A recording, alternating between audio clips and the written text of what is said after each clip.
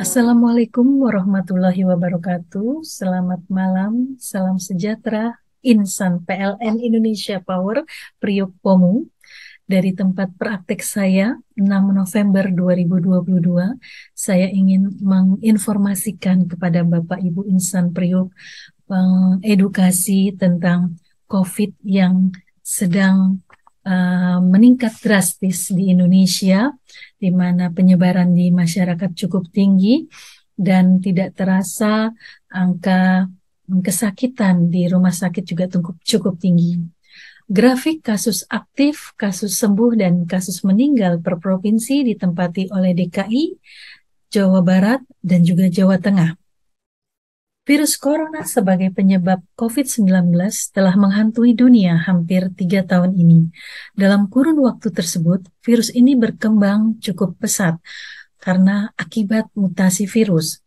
Sebenarnya, mutasi virus merupakan hal yang wajar dari virus tersebut untuk mempertahankan hidupnya dan menyesuaikan diri terhadap lingkungan tempat hidupnya. Hal ini tentu saja mendasari gejala umum COVID berubah seiring waktu. Adanya vaksinasi dan berapa jumlah dosis yang telah didapat membedakan keluhan umum pada tiap orang. Orang yang sudah divaksinasi cenderung atau condong mengalami gejala lebih sedikit, lebih ringan dan singkat dari mereka yang tidak divaksinasi. Lantas saat ini gejala umum seperti apa yang dialami oleh penderita COVID-19?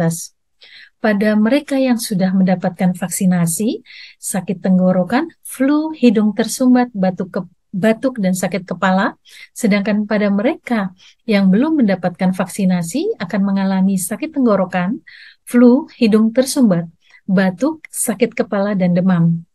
Menilik gejala di atas, saat ini gejala anosmia, sesak nafas, dan demam tinggi tidak lagi menjadi urutan teratas.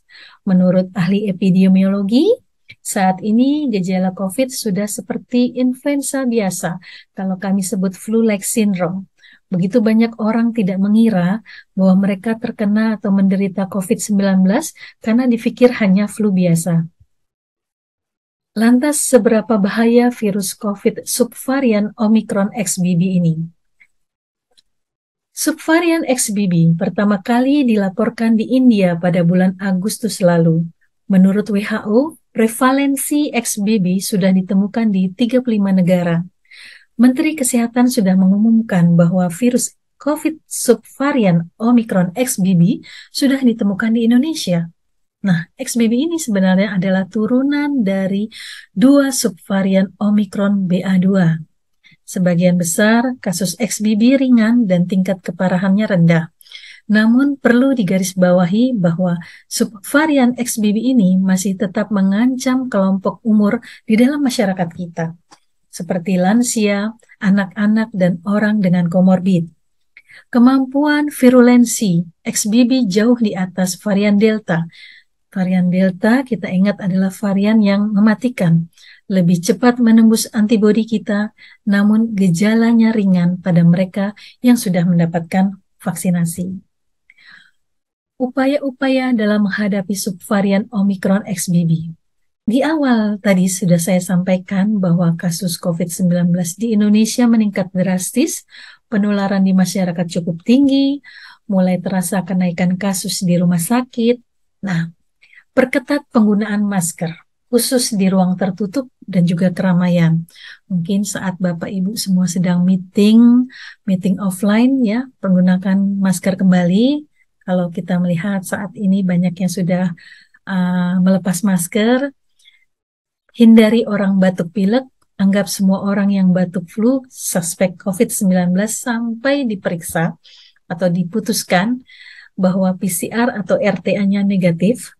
Batasi kumpul-kumpul, vaksinasi dengan booster, tidak ada dokter atau siapapun yang bisa membedakan gejala batuk flu karena COVID kah, karena influenza kah, karena common cold kah, tanpa pemeriksaan swab RT-A atau PCR. Batuk ringan pun bisa saja COVID. Kita harus disiplin dengan 5M yang sudah mulai longgar saat ini. Bapak Ibu ingin mengingatkan terjadinya infeksi selalu dipengaruhi oleh 3 faktor. baik itu host, agent, maupun lingkungan. Faktor host berkaitan dengan bagaimana imun bekerja dalam melawan masuknya kuman ke dalam tubuh. Faktor agent atau kuman berkaitan dengan jumlah paparan dan keganasan kuman tersebut.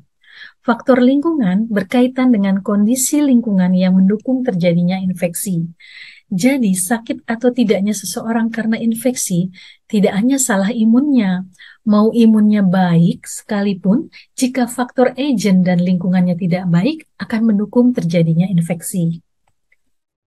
Infeksi virus berulang dan bersama-sama terjadi karena apa?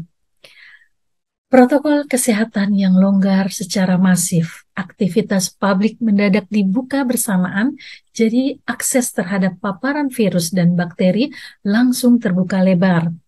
Prinsipnya, jika tidak mau terinfeksi dan sakit, maka kita harus mau melakukan sebanyak mungkin usaha pencegahan. Menggunakan masker yang benar, cuci tangan, aktivitas di tempat terbuka atau ventilasi yang baik, hindari kerumunan, lakukan pola hidup bersih dan sehat, juga melengkapi vaksinasi bagi mereka yang belum melakukan booster.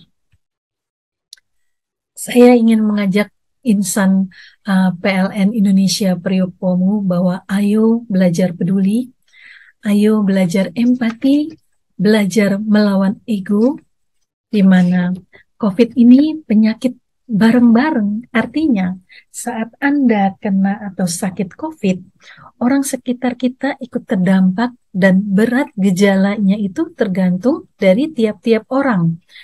Belum tentu sama dengan yang kita alami. Yang sudah mendapatkan vaksinasi tentu saja lebih ringan.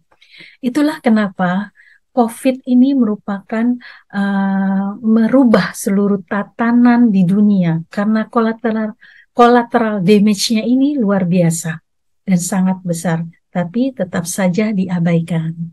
Salam sehat. Assalamualaikum warahmatullahi wabarakatuh.